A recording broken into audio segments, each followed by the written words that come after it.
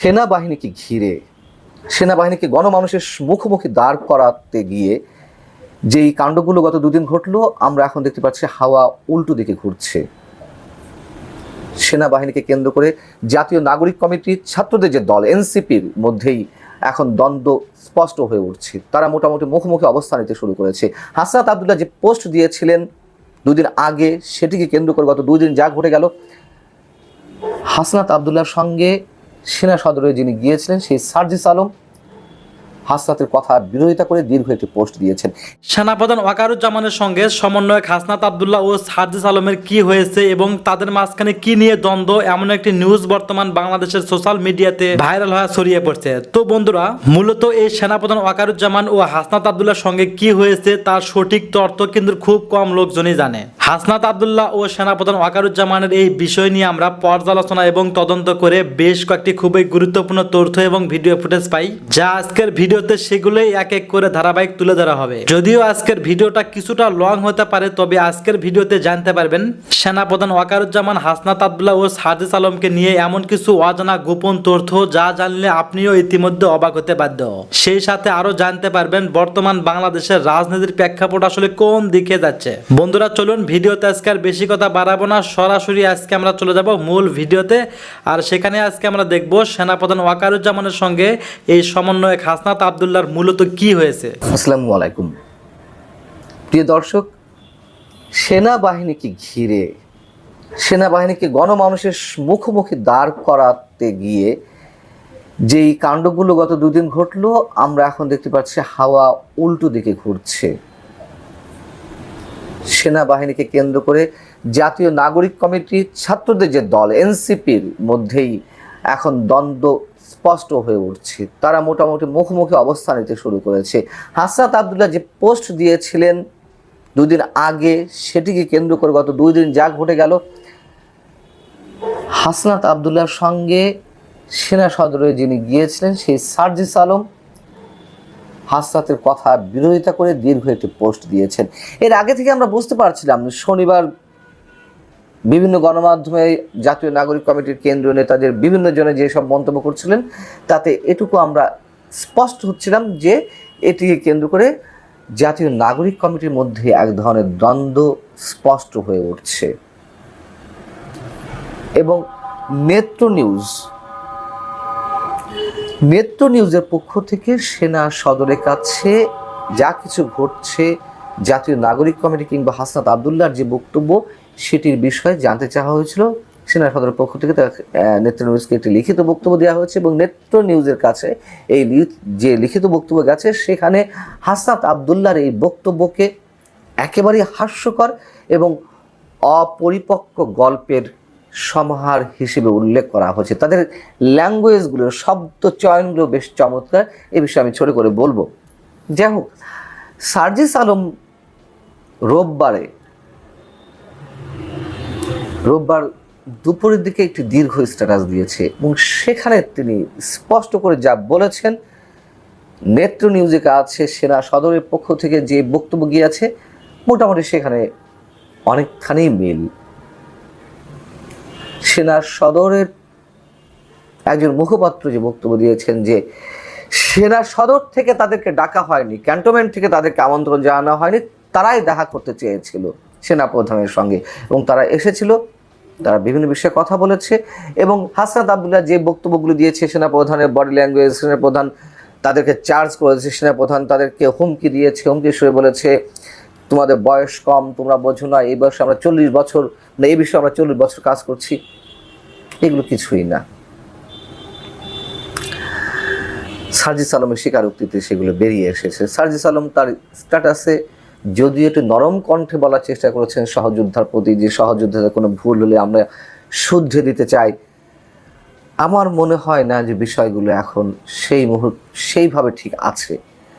সার্জিস আলম তার ফেসবুক স্ট্যাটাসে বলছেন যে আমি আমার জায়গা থেকে সেদিন 11ই মার্চ আমরা যে সেনা প্রধানের সঙ্গে দেখা করেছিলাম, হাসনাত আব্দুল্লাহ সেই বিষয়ে যে বক্তব্য দিয়েছে সে প্রসঙ্গে আমি কিছু সংযোজন বিয়োজন পরিমার্জন করতে চাই। এবং তার আগে বলে রাখি, জাতীয় নাগরিক কমিটির সিনিয়র যুগ্ম আহ্বায়ক আক্তার হোসেন, তিনিও গণমাধ্যমে কথা বলেছেন শনিবার। সেখানে তিনি বলেছেন হাসনাত আব্দুল্লাহ যেই বক্তব্যগুলো সেনাবাহিনীর সম্পর্কে উত্থাপন করেছেন ফেসবুক স্ট্যাটাসের মাধ্যমে, সেটি একেবারেই ঠিক হয়নি, সমীচীন হয়নি। এ বিষয়ে দলীয় ফোরামে বক্তব্য দেওয়া আলোচনা করা উচিত ছিল এবং আলোচনার ভিত্তিতে যদি খুব বেশি প্রয়োজন হয় পাবলিক করার, আলোচনার ভিত্তিতে সিদ্ধান্ত নিয়ে কতটুকু কি বলতে হবে আমরা বলতে পারতাম। কিন্তু হাসনাত আব্দুল্লাহ সেটি করেনি। কেন হাসনাত আব্দুল্লাহ করেনি? হাসনাত আব্দুল্লাহর এই বিষয়গুলো পাবলিক করার পিছনে কি বিশেষ কেউ কলকাঠি নিয়েছে, অথবা সেনাবাহিনীকে যেভাবে জনমানুষের সামনে দাঁড় করানোর এক ধরনের প্রাণান্তকর চেষ্টা, সেটি কেউ সফল করতে চাইছে এবং সেটি এখনো চলছে? আমি বলবো চলছে। সার্জিস আলম তার ফেসবুকে যে কথাগুলো লিখেছেন, দীর্ঘ স্ট্যাটাস, আমি সামান্য কিছু আপনাদের সামনে তুলে ধরি। আপনারা হয়তো অনেকেই জেনেছেন, তারপর আলোচনা করতে সুবিধা হবে, অল্প কিছু বলি। হাসনাত আব্দুল্লাহ বলছেন যে কারো অভিমত প্রকাশ করা কিংবা এবং প্রস্তাব দেওয়া দুটি এক বিষয় নয়। তিনি বলছেন যে পূর্বের তুলনায় সেদিন সেনাপ্রধান অনেকটা স্ট্রেইট ফরওয়ার্ড ভাষায় কথা বলেছেন। কোন দিন? 25 ফেব্রুয়ারি, পিলখানা ট্র্যাজেডি দিবসে, যেখানে তিনি বলেছেন ইনক্লুসিভ নির্বাচনের প্রয়োজন, কোনো ইফ বাট নেই বিডিআর বিদ্রোহের বিষয়ে বা পিলখানা ট্র্যাজেডির বিষয়ে অনেক কথা বলেছিলেন। সেদিন তার বডি ল্যাঙ্গুয়েজ নিয়ে আমরা অনেকেই আলোচনা করেছি, অনেকেই খেয়াল করেছি। সেদিন তিনি অনেক বেশি কনফিডেন্ট ছিলেন, আত্মবিশ্বাসের সঙ্গে কথা বলেছেন। সেই জায়গা থেকে রিফাইন্ড আওয়ামী লীগ বিষয়ে যে কথাগুলো 11 মার্চ বলেছেন, সেটি সার্জিসের কাছে মনে হয়েছে যে চাপ দেওয়ার কোনো বিষয় ছিল না, এটি তার অভিমতগুলো এরকম দেখো যে কখনো কখনো অমুক দলকে বাইরে রেখে নির্বাচন হবে, কখনো তমুক দলকে বাইরে রেখে নির্বাচন হবে। এই যে সংকট তো রয়ে যাচ্ছে।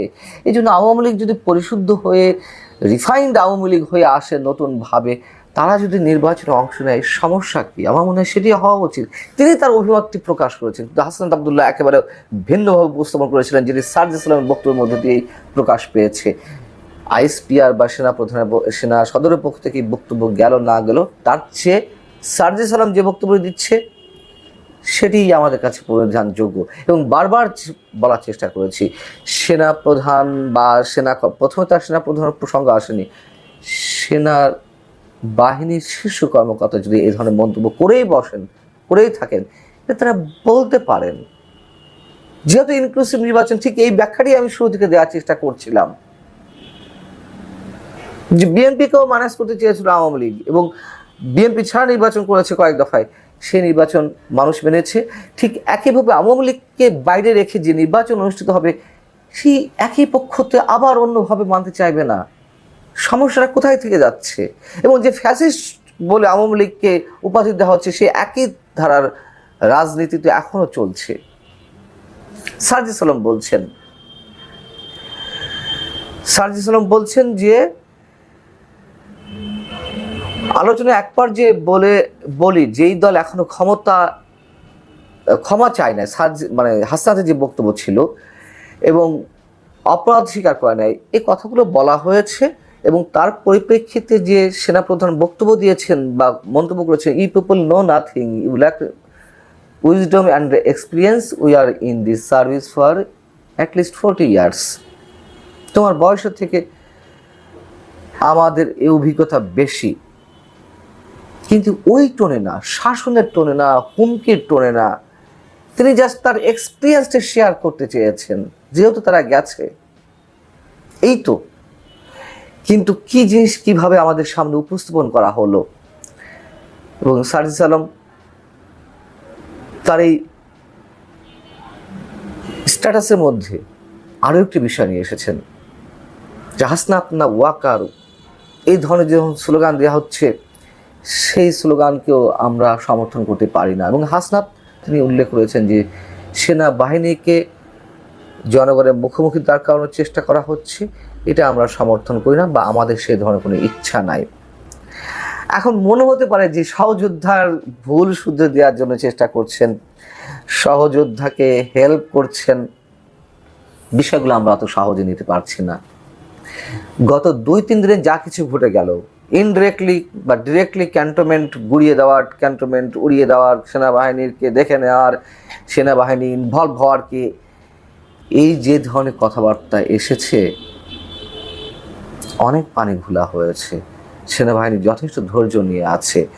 আমার মনে হয় এই বিষয়গুলো থেমে গেলে ভালো। তবে আমি ব্যক্তিগতভাবে মনে করি যারা এই ধরনের বক্তব্য দিচ্ছেন, বারবার আমি একটু কথা বলছি, এগুলো বলে একটি রাষ্ট্রের যে সার্বভৌমত্বের প্রতীক সেই সেনাবাহিনীকে ইচ্ছাকৃতভাবে ম্যাটিকুলাস ডিজাইনের মাধ্যমে ধ্বংস করে পুরো রাষ্ট্রটাকে অকার্যকর করে জঙ্গিবাদী রাষ্ট্রে পরিণত করার একটা সমূহ লক্ষ্য অনেকের মধ্যে আমি অন্তত দেখছি। যেভাবেই হোক, যে প্রক্রিয়ায় হোক, এগুলো বাড়তে দেওয়া ঠিক হবে না। হাসনাতের বিষয়ে জাতীয় নাগরিক কমিটি কি সিদ্ধান্ত নেবে, কেন তিনি আলোচনা করেননি, কেন তিনি 11 দিন পর এসে বক্তব্য দিলেন, এবং বক্তব্য যখন উপস্থাপন করলেনই ফেসবুক স্ট্যাটাসের মাধ্যমে, কাদের মাধ্যমে পরামর্শ নিয়ে তিনি এটি করলেন। হাসনাত আব্দুল্লাহকে জবাবদিহিতার আওতায় আনা উচিত এখনই, অ্যাট ওয়ান্স, আমি মনে করি। অরণ্যে সব থেকে শক্তিশালী জন্তুকে জানোয়ার সে হচ্ছে হাতি, সব থেকে ক্ষিপ্র চিতাবাঘ, সব থেকে লম্বাকে জিরাফ, সব থেকে বুদ্ধিমানকে বাঁদর। তাহলে সিংহ বনের রাজা কেন? সিংহকে জিজ্ঞেস করা হয়েছে, তুই তো সারাদিন শুয়ে থাকিস, অলস ভাবে কেবল ঘুমাস, সামনে দিয়ে যদি হরিণ যায়, ক্ষুধার্ত না হলে তুই হরিণের দিকে ফিরেও তাকাস না, লেজ দিয়ে তুই মাছি তাড়াস, তুই সিংহ হলি কি করে? তখন সিংহ বলছে, আমি বনের রাজা। কি করে হলি? বলে, সকলে মানে আমি মনের রাজা, এবং আমি মনে করি আমি মনের রাজা। তো আমাদের শেখ হাসিনার অবস্থা হয়েছে সেই রকম। এক শেখের বেটি ঢাকা থেকে 8 ঘন্টার প্লেনের দূরত্ব দিল্লিতে বসে আছেন, তার ভয়ে বাংলাদেশ থরহরিকম্প। বাংলাদেশে এখন এই যে একটা ন্যাশনাল ক্রিমিনাল পার্টি এনসিপি একটা তৈরি হয়েছে, এবং আমাদের নষ্ট উপদেষ্টাদের যিনি কর্তা ডক্টর ইউনূস, ভয়ে তাদের শির দ্বারা দিয়ে হিমেল স্রোত বইছে, যেটা আমি বলি। তো গতকালকে তারা একটা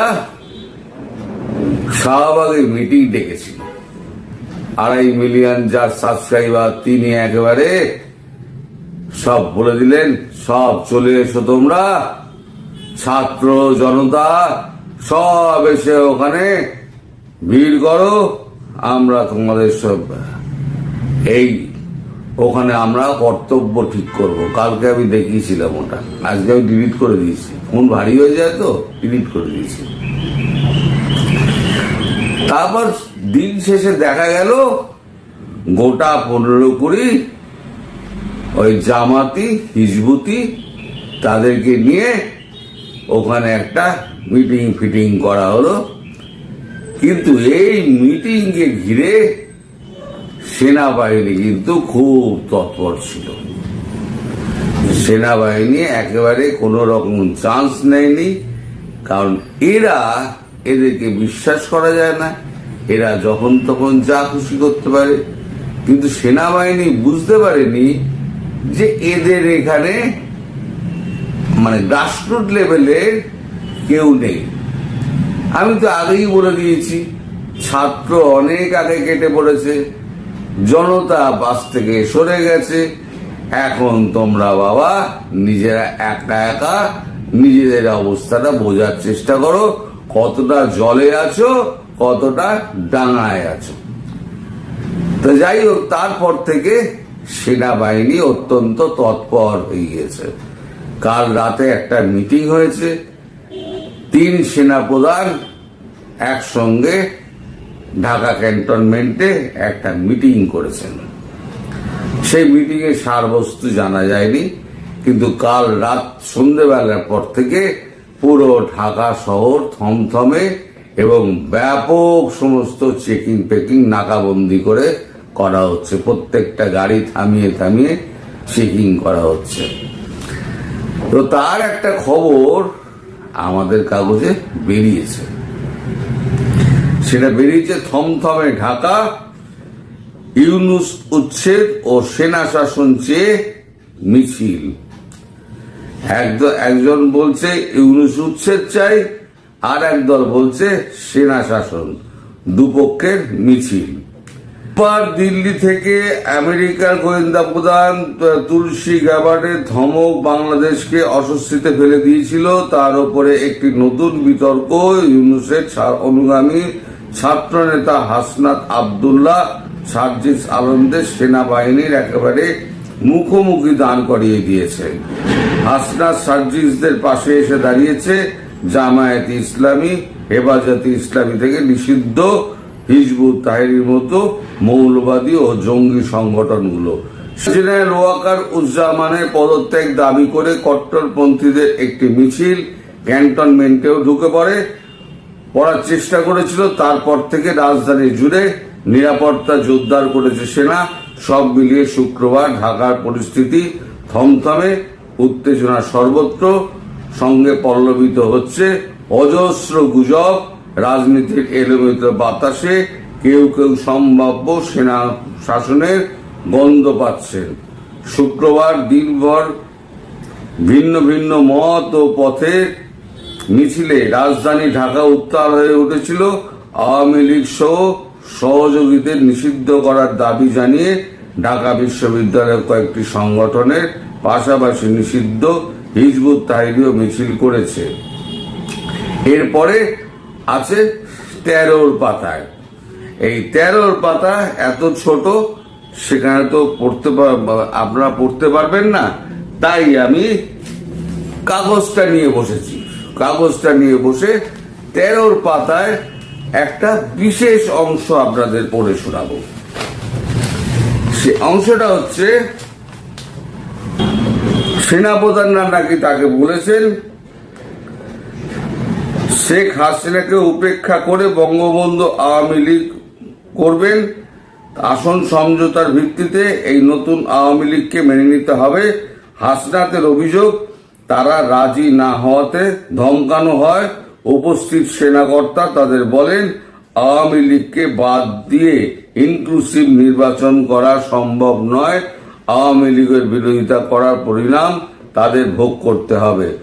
হাসনাতের অভিযোগ, এই রিফাইন্ড আওয়ামী লীগের পরিকল্পনা আসলে ভারতের সেনারা তা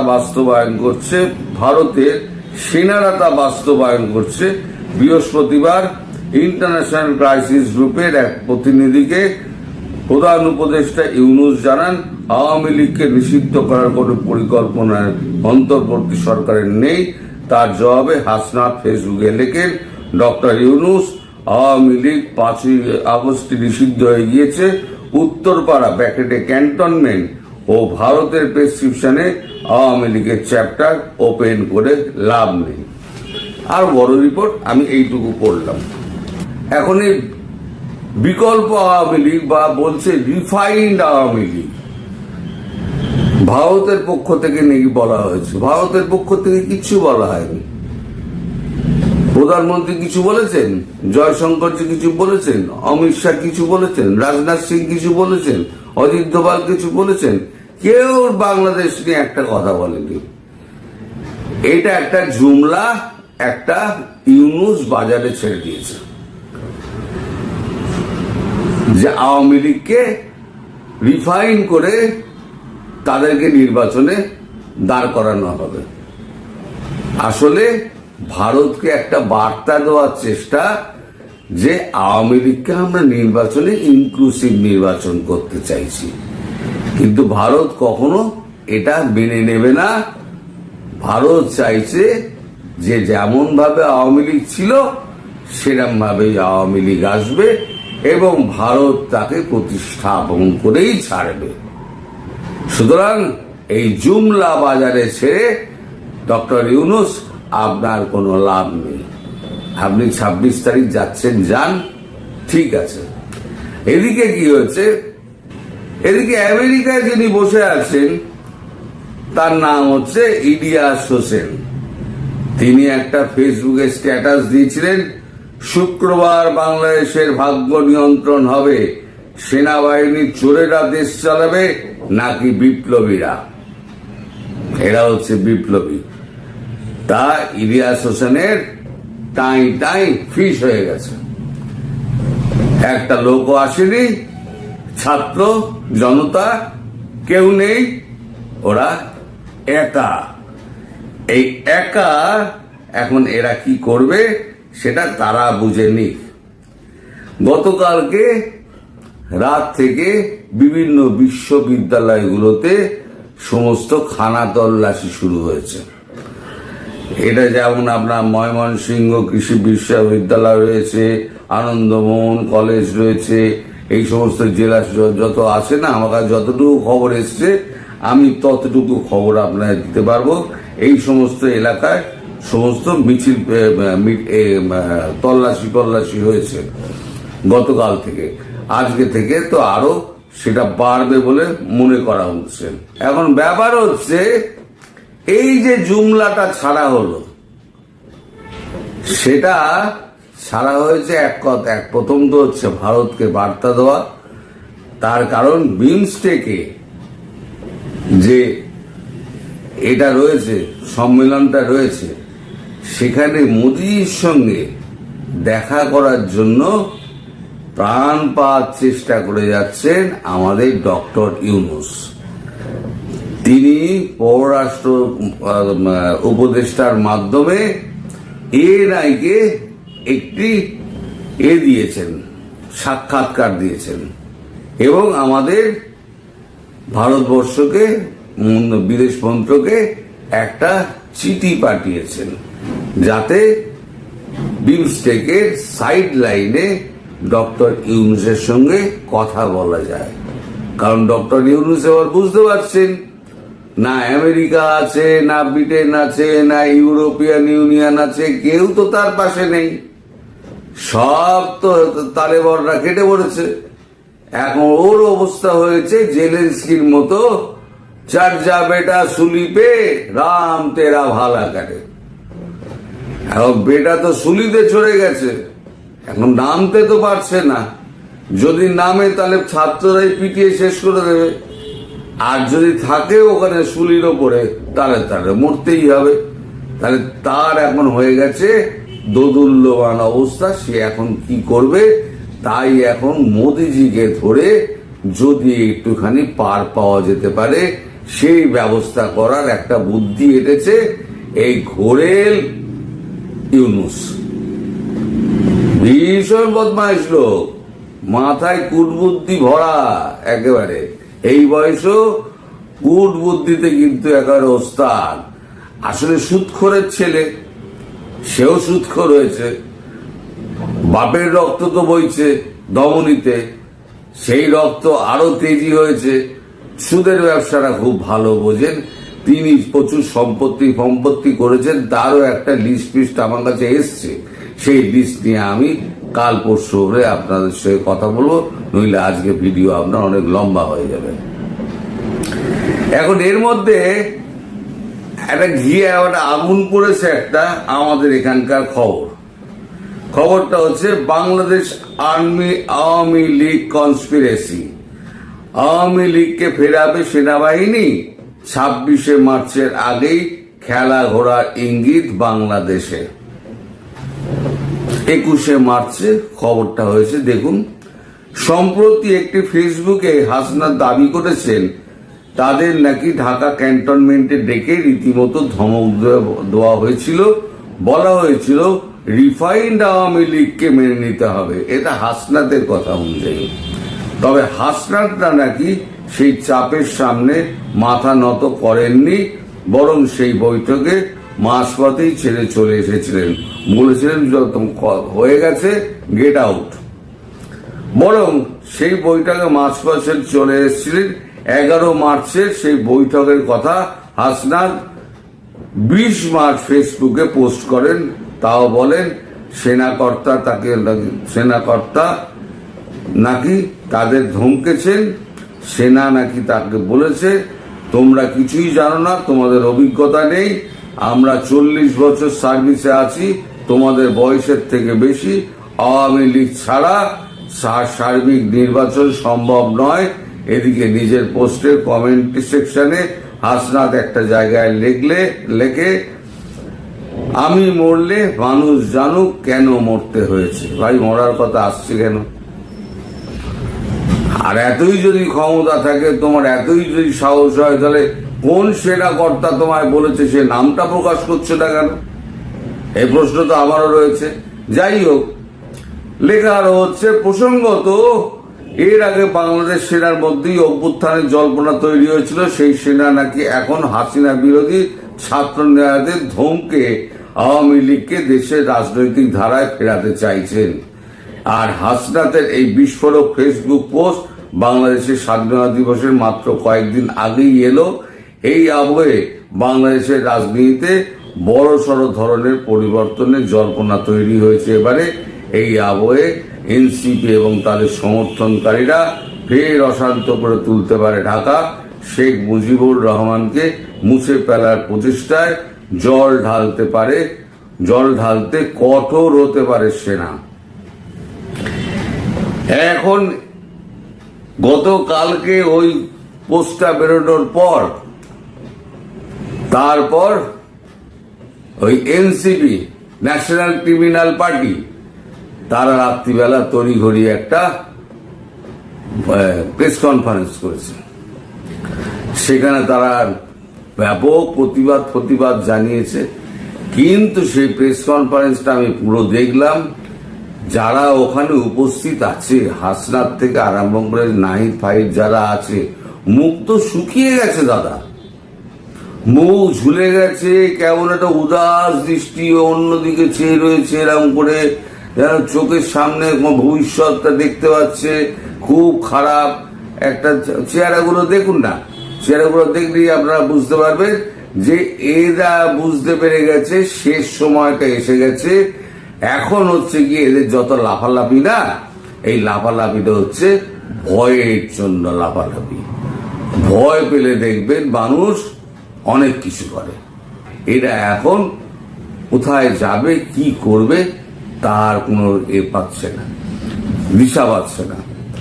এদিকে আমাদের যিনি মানে এতে বসে আছেন, ফ্রান্সে বসে